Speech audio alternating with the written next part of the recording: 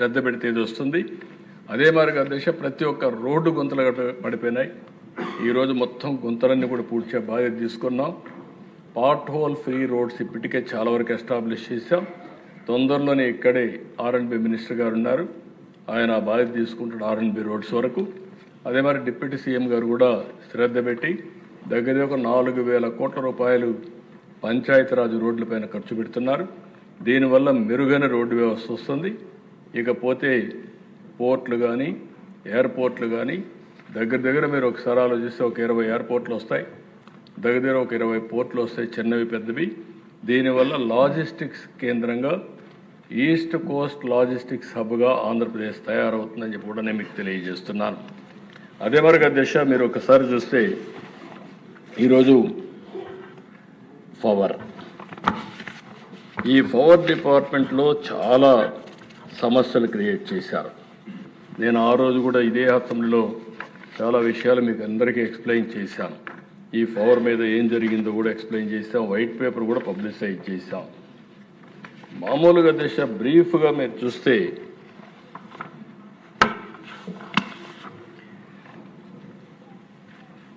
Consumers పైన 32,166 కోట్లు వేశారు. అదే సమయంలో కరెంటు వాడకుండా సోలార్ విండ్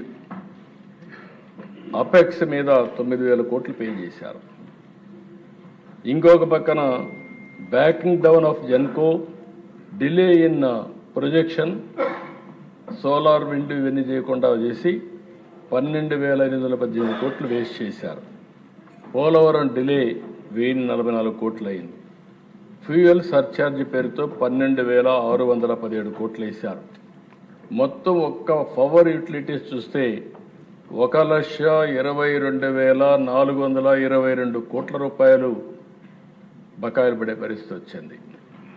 ఈరోజు మీరు చూసినప్పుడు 5 ఏళ్లలో 78% నుంచి 98% కరెంటు ఛార్జీలు పెరిగాయి. నేను ఆ రోజు చెప్పాను, మా ప్రభుత్వం సమర్థవంతంతో పనిచేస్తాం, కరెంటు ఛార్జీలు పెంచమని చెప్పి 2 ఏళ్లైనా కరెంటు ఛార్జీలు పెంచడం లేదు, పెంచం. వాళ్ళు వేసినటువంటి ఎలక్ట్రిసిటీ ఛార్జెస్ని, ట్రూ ఆఫ్ ఛార్జెస్ని ట్రూ డౌన్ ఛార్జెస్గా మార్చి 4,860 కోట్ల రూపాయలు ప్రభుత్వమే అబ్జర్వ్ చేసుకుంటున్న దిశ. అది మొదటి విజయం.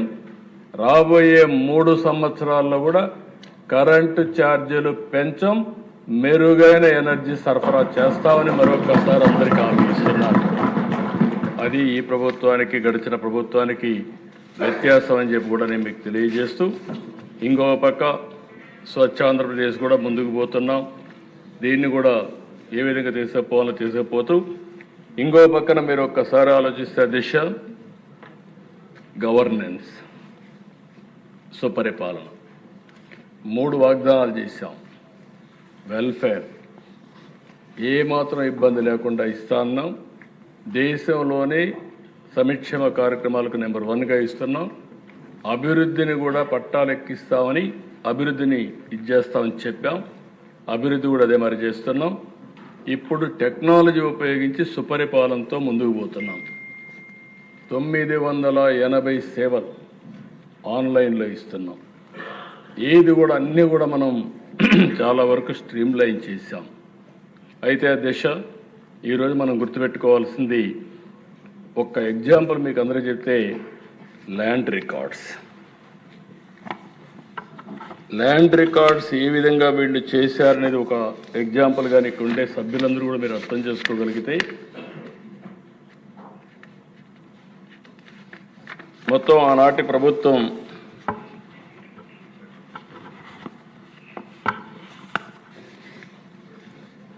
ఇక్కడ మనకు మేజర్గా మనం అందరం ఫేస్ చేసే సమస్య 22A, అస్తవ్యస్తమైనటువంటి ల్యాండ్ రికార్డ్స్.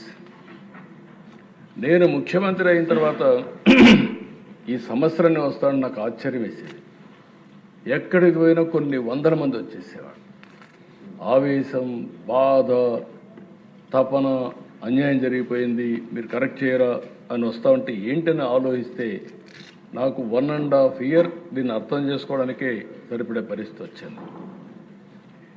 ఆ రోజు అధ్యక్ష వీళ్ళు చేసిన పని, వీళ్ళకు ఎవరన్నా భూమిని ఇచ్చేయమంటే ఇచ్చేసేయాలి. ఇవ్వకపోతే వాళ్ళ భూమి 22A కింద పెట్టేశారు. ఇది కోకొల్లలు. దానికి డైరెక్ట్ ఒక సాక్షి ఏంటంటే, ఇది ఒక ఎగ్జాంపుల్ మాత్రం. ముఖ్యమంత్రి చట్టాన్ని చేసేది ముఖ్యమంత్రి, దానికి నాయకత్వం వహించేది ముఖ్యమంత్రి.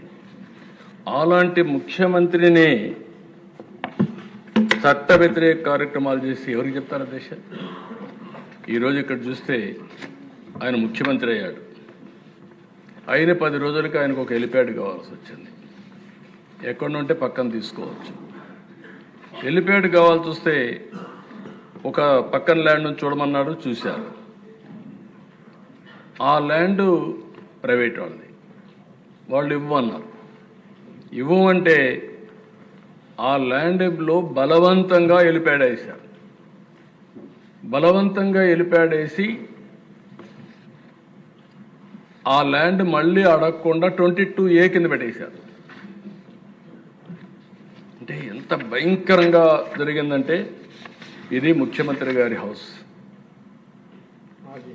మాజీ ముఖ్యమంత్రి, ఆనాటి ముఖ్యమంత్రి. ఇది పక్కన కాలువ పక్కనే ఆయన ఇంటి పక్కన ఉండే భూమి. ఇది ప్రైవేట్ భూమి.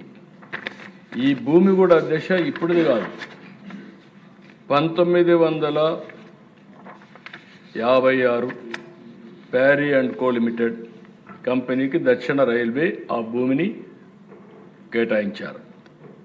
ఆ తర్వాత మార్కెట్ వాల్యూ ప్రకారం ఆ భూమిని కొంతమంది కొనుక్కున్నారు. 94లో కొంత ట్రాన్సాక్షన్ కూడా జరిగింది 2-3 మధ్యలో. 2008లో కోర్టు పోతే కూడా వాళ్ళంతా స్టే చేశారు, అవన్నీ అయినాయి. ఈయన వచ్చినటువంటి 26/6/2019 GORT నెంబర్ 133 33 లక్షలతో హెలిప్యాడ్, ఫెన్సింగ్, అప్రోచ్ రోడ్ నిర్మాణం కోసం జీవో ఇష్యూ చేశారు. 18/7/19 తేదీన ఆ భూములు 22A కింద పెట్టేశారు. ఇప్పుడు 8.14 ఎకరాల్లో హెలిప్యాడ్ పెట్టేశారు. 1.9 ఎకరాల్లో ఒక 76 మంది వేరే వాళ్ళు అక్కడ ఉండే పరిస్థితికి వచ్చారు. అంటే ఎందుకు ఈ మాట చెప్పారంటే అధ్యక్ష, మదనపల్లిలో ఒక RDO ఆఫీసులో రికార్డ్స్ తగలబడ్డాయి. తగలబెడితే నాకు చాలా ఆవేశం కలిగింది. వీళ్ళు ఎన్ని రికార్డ్స్ మార్చేస్తారు, మొత్తం తగలబెడుతున్నారేమని. అక్కడి నుంచి నేరుగా నేను ఇదే మరి అసెంబ్లీకి వస్తుంటే ఆనాడు DGPని హెలికాప్టర్ ఇచ్చి పంపించాను. అక్కడి నుంచి CCLA వీళ్ళందరూ పంపించాం. ఆ రోజు ఆ ఏరియా వాళ్ళందరూ కూడా పెద్ద ఎత్తున వచ్చి వాళ్ళ భూములన్నీ ఏ విధంగా ట్యాంపర్ చేశారో చెప్పే పరిస్థితికి వచ్చారు. ఈ విధంగా రాష్ట్రం మొత్తం పెట్టారు. వాళ్ళు చేసిన పాపాన్ని కడగడానికి మనకు 1 సంవత్సరం పడతా ఉంది. రెవెన్యూ రికార్డ్స్ అన్నీ ప్రక్షాళన చేస్తున్నాం. ప్రొసీజర్ అన్నీ ఎస్టాబ్లిష్ చేశాం. ఇప్పటికి 2 సార్లు వెళ్ళాను, ఇంకా 10 సార్లు.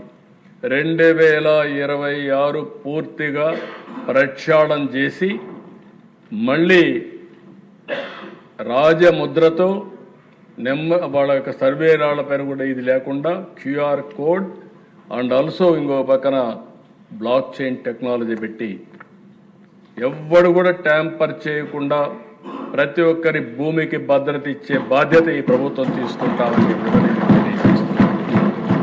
అంటే ఒక వ్యక్తి చేసిన తప్పుని కరెక్ట్ చేయాలి. టోటల్ గవర్నమెంట్ 1 ఇయర్ పనిచేయాల్సి వస్తూ ఉంది. అప్పుడే ఇది సాధ్యమయ్యే పరిస్థితికి వస్తూ ఉందని చెప్పి కూడా మీకు తెలియజేస్తున్నా.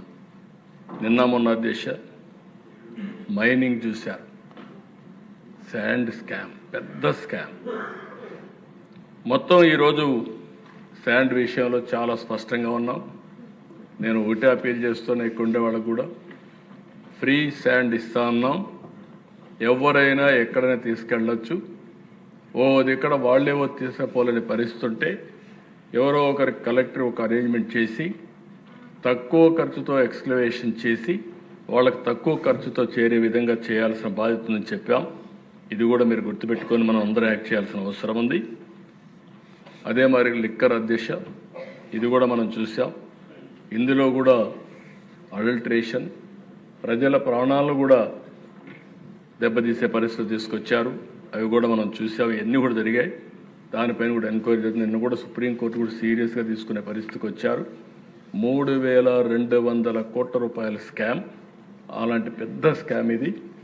అంటే ప్రజలు ఆరోగ్యం లెక్క పెట్టుకోకుండా అనేక విధాలుగా లూటీ చేసే పరిస్థితికి వచ్చారు.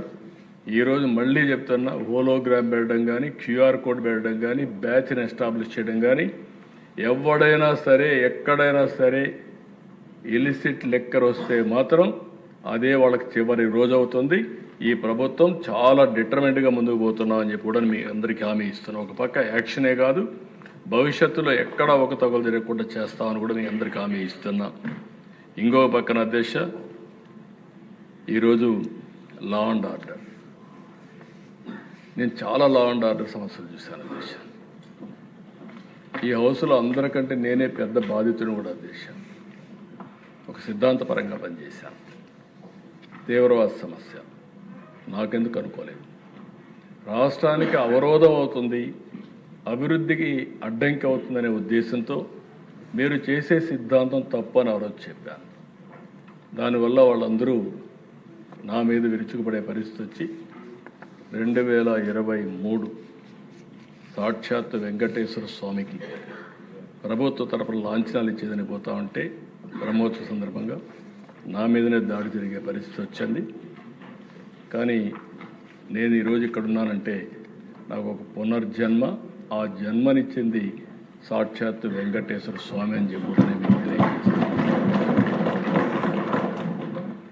అదే మాదిరిగా రాయలసీమలో ఫ్యాక్షన్స్, ఈరోజు ఫ్యాక్షన్స్ లేవు. ఒకప్పుడు రాయలసీమలో ఆ ఫ్యాక్షన్స్ మీద ఎన్నో సినిమాలు తీశారు. ఇక్కడే బాలకృష్ణ గారు సినిమాలు తీశాడు, లేకుంటే చిరంజీవి గారు తీశారు, పవన్ కళ్యాణ్ గారు తీయలేదు అనుకుంటాను, రాయలసీమ ఫ్యాక్షన్స్ లేదనుకుంటాను. మరి ఫ్యాక్షన్స్ సినిమాలు తీసిన పరిస్థితి కూడా ఉన్నాయి.